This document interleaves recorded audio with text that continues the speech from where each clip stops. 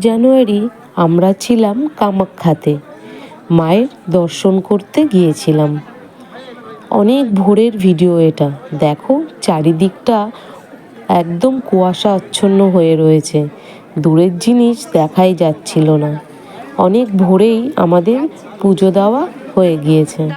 আর এই যে হলো প্রদীপ বাবু, পুজোর পরেই ভিডিওগুলো করা। পুজো দিয়ে এসে এখানেই সবাই ধূপ আর প্রদীপ জ্বালায়। এখানেই প্রদীপ জ্বালিয়ে আমরাও মায়ের কাছে মনের ইচ্ছে জানালাম। অনেকেই সেদিন এসছিল। আসলে বছরের প্রথম দিকে সকলেই মায়ের দর্শন করতে চায়। আমরাও চলে গিয়েছিলাম। ভীষণ ভিড় ছিল। দেখো কতটা ভিড়, মন্দির চত্বরে দাঁড়ানো যাচ্ছিল না। মায়ের কাছে পুজো দিয়ে মনটা সত্যিই খুব ভালো লাগছিল। মনটা যেন শান্তি হয়ে গেল। জয় মা।